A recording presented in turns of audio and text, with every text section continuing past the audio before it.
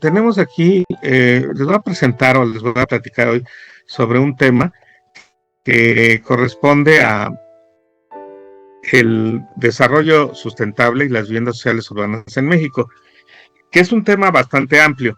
Entonces voy a centrarme un poco más en la parte del espacio arquitectónico y la sustentabilidad, que es parte de este gran tema. ¿Sí? A ver, permítanme para ir avanzando esto.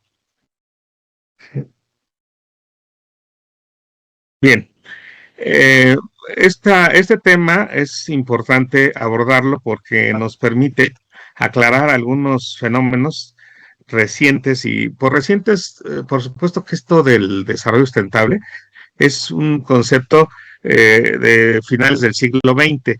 Sin embargo, creo que es un concepto muy importante porque aborda una de las problemáticas más importantes que tiene nuestro planeta, que es el gran deterioro ambiental.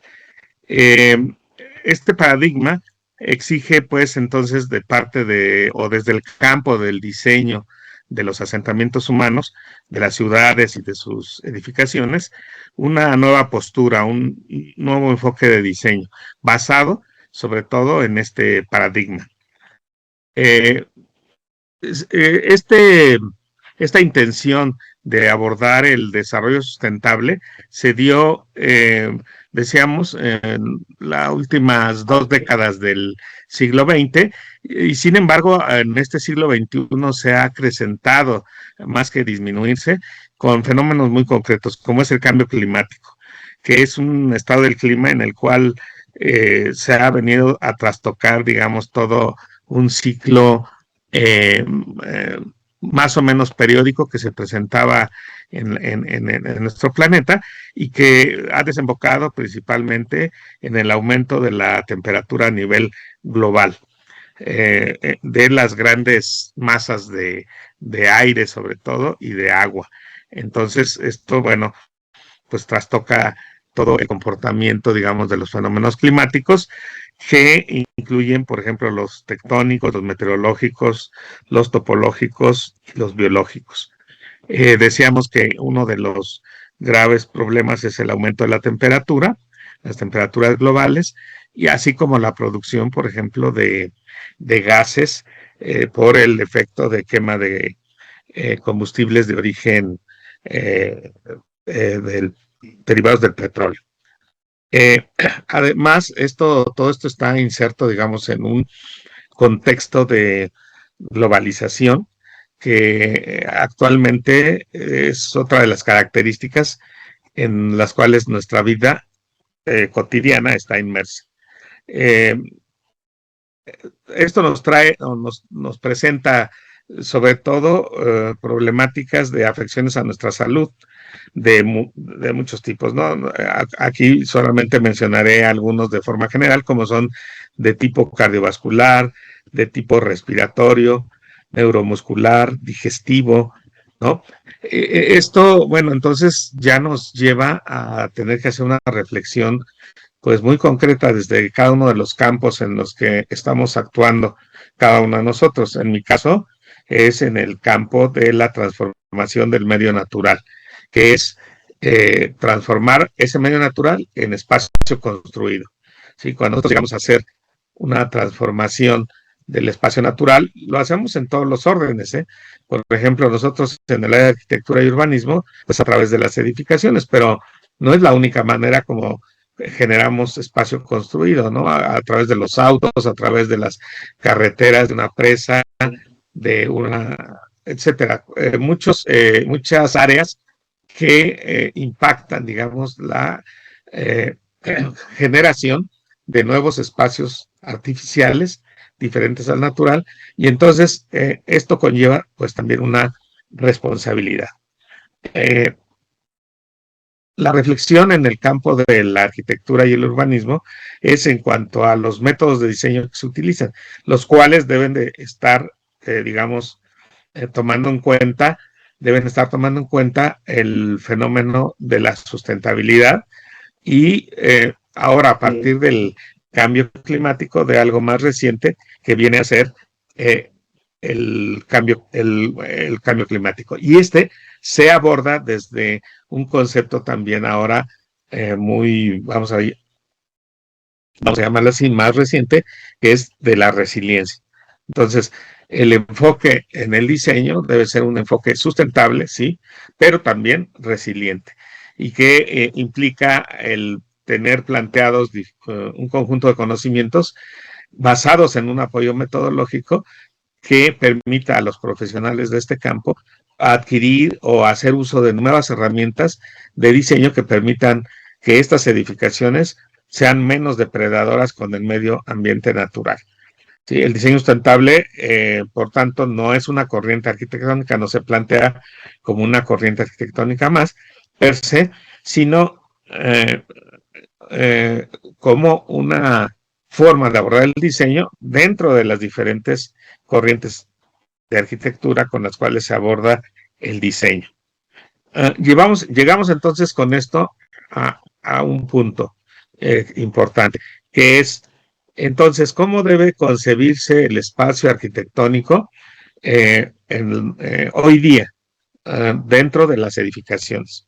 Bueno, pues el espacio arquitectónico debe ser un espacio habitable, sustentable, decíamos, y resiliente, y que incluya de manera simultánea la manifestación de diferentes dimensiones que conforman este espacio. Este es un concepto multidimensional que se viene planteando, bueno, ya de manera, digamos, un poco más amplia a partir del 2017. Sin embargo, el otro día estaba revisando por ahí que el primer foro en el cual yo planteo la necesidad de hacer un planteamiento multidimensional del espacio arquitectónico fue en un foro que participé, que se desarrolló en la institución donde trabajo en 1994, a partir de la Academia de Teoría de la Arquitectura, en donde se plantea eso, o sea, a hablar acerca del espacio arquitectónico, cómo lo entendíamos y cómo lo definíamos. Y en esa ocasión recuerdo que hacía un planteamiento de que el espacio arquitectónico debía definirse a partir de 3 o 4 dimensiones que señalaba en esa ocasión. Con el paso de los años se ha venido profundizando en todo esto y actualmente se está planteando de parte nuestra, digo nuestra porque es mía en lo personal, pero también de mi equipo de trabajo, es el espacio material como, digamos, la primera cuestión que nosotros visualizamos del espacio, es decir, todos aquellos elementos que corresponden a la parte tecnológica o física del espacio.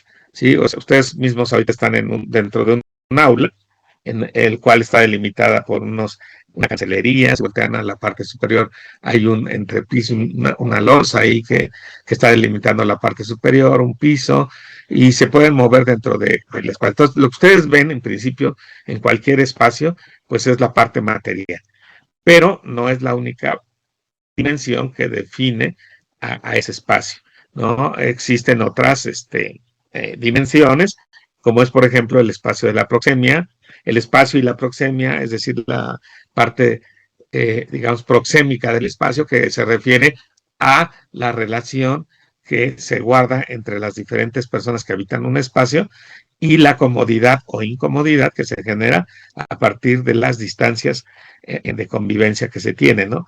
Y entonces tenemos, por ejemplo, espacios de, digamos, un círculo de una distancia íntima, que es 30, 40 centímetros, con la cual nos relacionamos con personas que tenemos mucha confianza, ¿sí? Nuestros mamá, papá, etcétera, ¿no? Y así vamos estableciendo diferentes distancias que nos permiten estar bien en el aspecto de la proxemia con las demás personas que habitan el espacio. Sin embargo, a veces el espacio puede o no permitir eso, ¿no? Entonces, imagínense, vamos a ir al evento crítico más importante, más reciente, que fue el de la pandemia, en donde si una familia de 6 miembros tenía que convivir necesariamente en una vivienda de 50, 60 metros cuadrados, prácticamente durante tiempos prolongados o a veces hasta más personas, pues esto ya no era precisamente muy cómodo, ¿sí? A veces no lo notamos eso, no se nota eso, porque nos está afectando de manera permanente, pero cuando esto ya se lleva de esa manera, pues bueno, son otras situaciones. Y después vienen otras dimensiones, ¿no? El espacio y su dimensión urbana, es decir, los edificios son parte de una ciudad, hay elementos de transición entre lo público y lo privado, etcétera, etcétera. El espacio y la dimensión, digamos, estética, ¿verdad? Que corresponde a las características que nos permiten eh, tener un desarrollo, digamos, un poco más eh, relacionado con también cuestiones como la belleza, ¿no? El espacio y la ergonomía, es decir, la dimensión ergonómica vendría a ser la parte, digámoslo así, relativa a la, la, el espacio suficiente para que nosotros podamos hacer nuestras actividades respecto al mobiliario que existe en ese espacio. Ustedes, por ejemplo, están sentados ahorita ahí en unos, alcanzo a ver unos que son respiradores, mesabancos, ¿sí? Y tienen que tener un espacio suficiente para levantarse, moverse, pararse, sentarse, circular dentro del espacio, etcétera, ¿no? Entonces, eso se refiere a la dimensión ergonómica del espacio. Otra parte sería el espacio psicológico, que se refiere a cómo nosotros nos desenvolvemos dentro de un ámbito en el cual esa parte de la forma, de lo estético y de lo simbólico tiene un impacto en cómo nos sentimos nosotros emocionalmente, eh, mentalmente, ¿no? Podemos sentir estrés, podemos sentir tranquilidad, etcétera. Entonces, esa es otra dimensión que también el espacio, aunque no la vemos, sí la sentimos. El espacio social, que se refiere a la parte cultural, antropológica, de memoria histórica. Es decir, ahorita para nosotros nos hace muy normal estar en este espacio o en una vivienda que habitamos cotidianamente, pero una pregunta que podríamos hacernos, digamos, las personas que viven en el Medio Oriente o en la India o digamos, en la zona donde viven los esquimales, ¿tendrán igual sus espacios? Pues no, porque eso hay una respuesta también del espacio respecto a la cultura, a la parte, digamos, de el lugar histórico en donde se encuentra viviendo esa persona. Y la carga cultural es una parte muy, muy importante, ¿no? Eh, Luego vendría la parte. Acá pasamos por el espacio confortable también, o que se refiere a las características físicas y fisiológicas que nuestro organismo, nuestro cuerpo siente respecto al confort o a la incomodidad o comodidad térmica, acústica, lumínica, que tiene que ver con esas características físicas que tenga nuestro espacio y que impactan directamente a nuestro cuerpo en la parte física y fisiológica, ¿verdad? Por último, y lo dejé esto al final justo por eso, es la dimensión sustentable y resiliente del espacio. ¿Qué tiene que ver el desarrollo sustentable con el diseño de los espacios? Bueno, en principio el desarrollo sustentable nos pone ahí en la mesa de discusión este paradigma, ¿no? De cómo podemos nosotros, a partir de desarrollarnos, eh, tratar de conservar el derecho que tienen las futuras generaciones de contar con esos mismos recursos que hoy nosotros tenemos. Pocos, buenos o regulares, pero tenemos unos recursos. Entonces, justamente ahí el diseño arquitectónico, ¿no? Abordado desde esa mirada, digamos, de la sustentabilidad, nos debe permitir que nuestros sistemas constructivos o los espacios arquitectónicos hagan esa o promuevan esa conservación de esos recursos naturales con los cuales nosotros hoy contamos, como son el agua, la calidad del aire, la calidad digamos, eh, eh, o digamos, el evitar también deterioros que van en contra de esa conservación, como son, por ejemplo, la concentración de residuos, ¿no? O que normalmente le conocemos nosotros como basura, pero que en realidad son residuos, pero que al no acopiarlos o no disponer de ellos de manera adecuada, pues se convierten en un foco de infección, en un foco de contaminación, ¿no? En muchas ocasiones. Entonces, esto también, otro de los problemas graves que ha traído esta, digamos, el que se ha trastocado ese equilibrio de nuestro planeta, pues a partir del cambio climático, es el que se generen desastres, que muchas ocasiones le llama en términos coloquiales la gente como desastres naturales, que no lo son, ¿no? Son más bien desastres generados por el comportamiento social de nosotros. Porque, digamos, a veces cuando viene un ciclón o digamos, cualquier evento meteorológico, no, pues un desastre natural. No, no es tan natural. A veces es un asentamiento que se ubicó mal, se tomó una decisión de un grupo social que dijo aquí nos vamos a poner, aunque no era lo más correcto, pero bueno, se puso ahí y entonces cuando viene un evento de este tipo es vulnerable a ese fenómeno que está sucediendo. Entonces, no estamos muy de acuerdo en que muchas veces se conozcan o se llamen estos como desastres naturales, cuando en realidad no lo son. Y entonces esta arquitectura también debe dar respuesta a todo este tipo de desastres que vimos que no son solamente del orden eh, hidrometeorológico, sino pueden ser del orden tectónico, los sismos, por ejemplo, ¿no? Eso es otro tipo de desastres. Otro serían las pandemias, por ejemplo. Las pandemias son desastres biológicos, ¿sí? Y también a esos nosotros tenemos que estar dando respuestas. Claro, desde el campo de la arquitectura se da a partir de los espacios en donde normalmente nos eh, eh, protegemos desde dentro de esos espacios. Pero desde otros campos, pues será a través del desarrollo de medicamentos, de vacunas. Depende el área en la que nosotros estemos incidiendo, ¿sí? Eh, Se van generando respuestas a estos desastres también. Bueno, a ver, vamos a ver. Ay, me quiere cambiar esto. Bueno, parece que. Ok, correcto. Entonces, eh,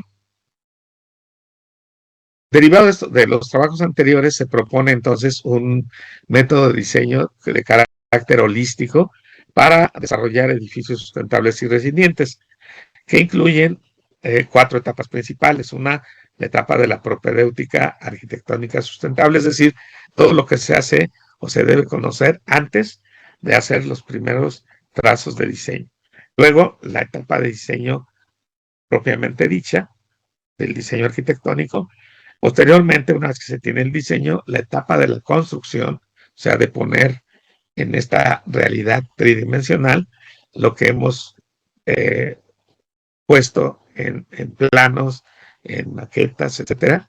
Y por último, la etapa de mantenimiento o conservación de los edificios, que es, por cierto, la vida útil de los edificios y la parte más larga de ellos, ¿no? Entonces, bueno, eh, el diseño debería contener entonces estas cuatro etapas.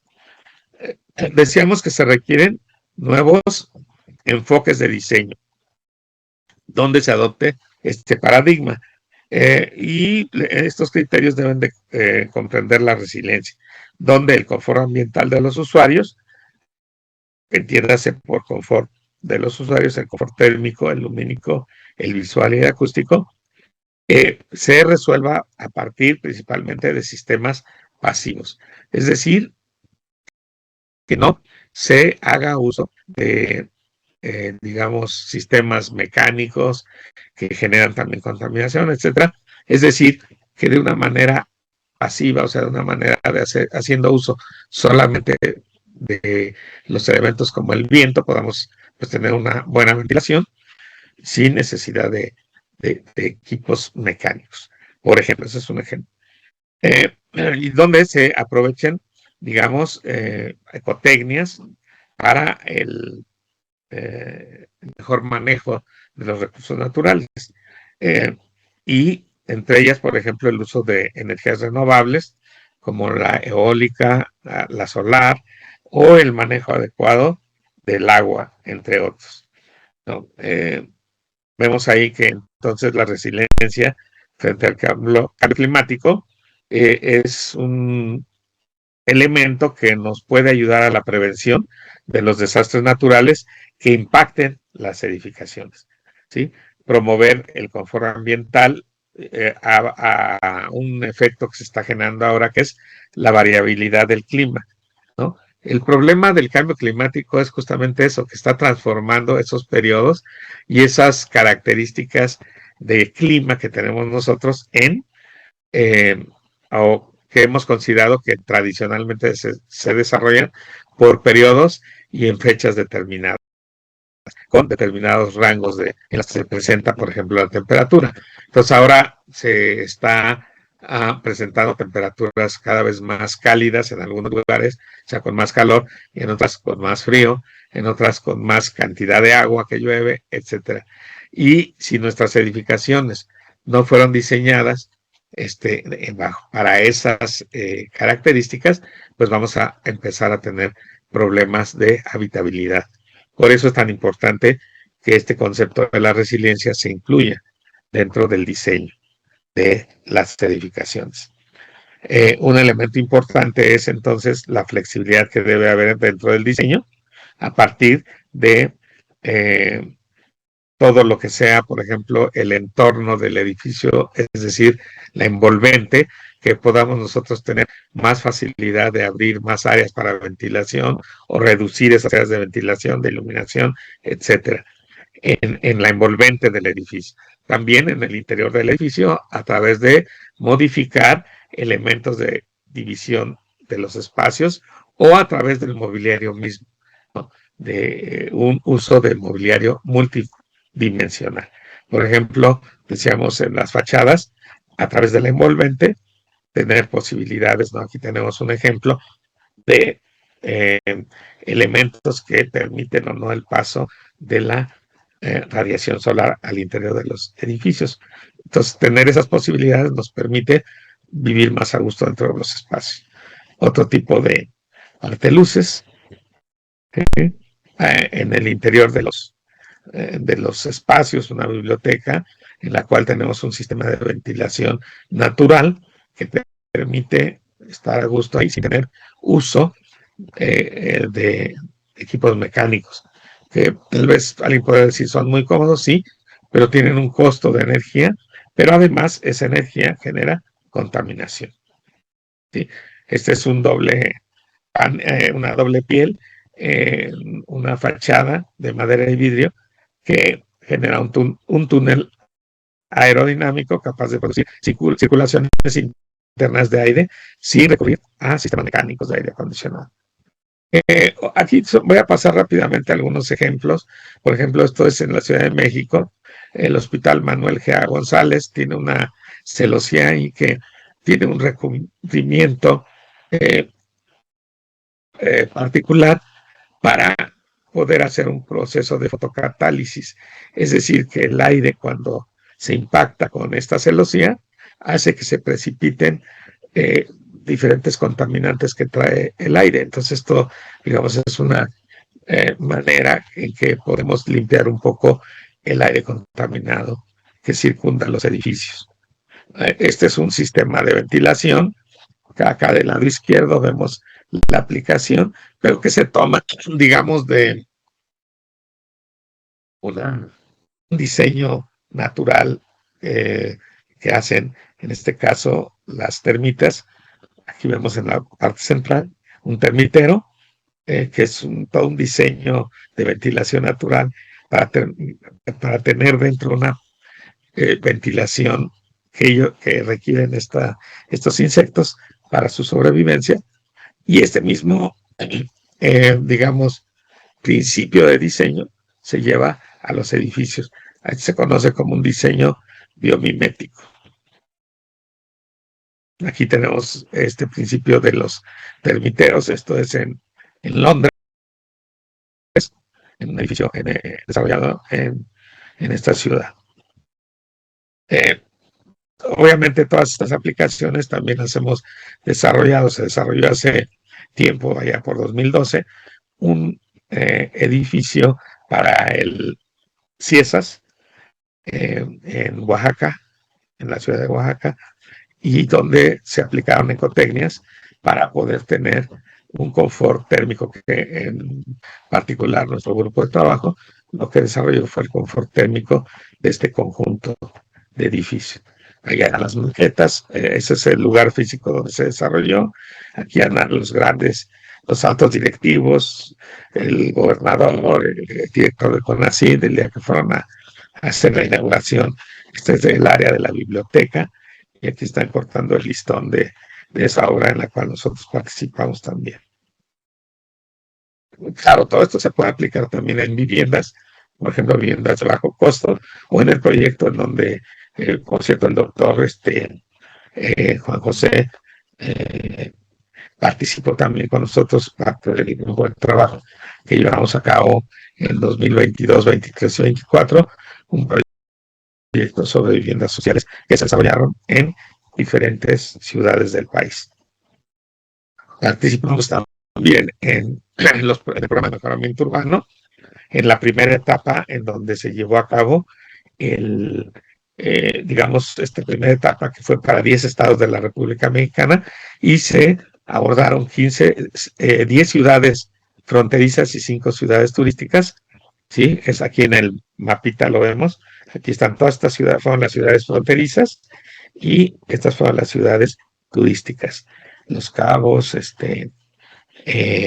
Puerto Vallarta, Acapulco, Cancún, y y ahí junto a Puerto Vallarta fue también en Nayarit.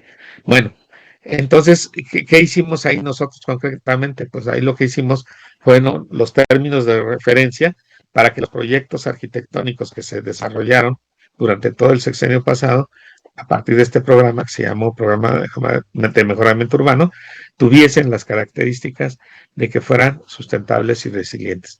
Entonces, eso fue nuestro trabajo puntualmente, que fue un trabajo muy amplio y que se desarrolló realmente en muy pocos meses. La gestión entonces de las edificaciones sustentables y resilientes, pues es muy importante su desarrollo dentro de digamos, el funcionamiento de las ciudades.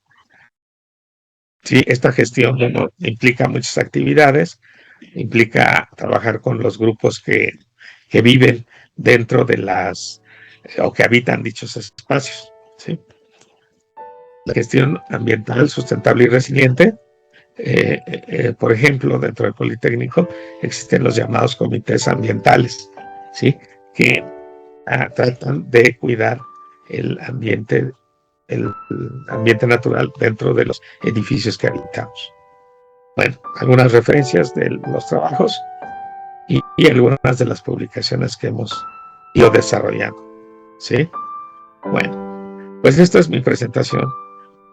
Muchas gracias.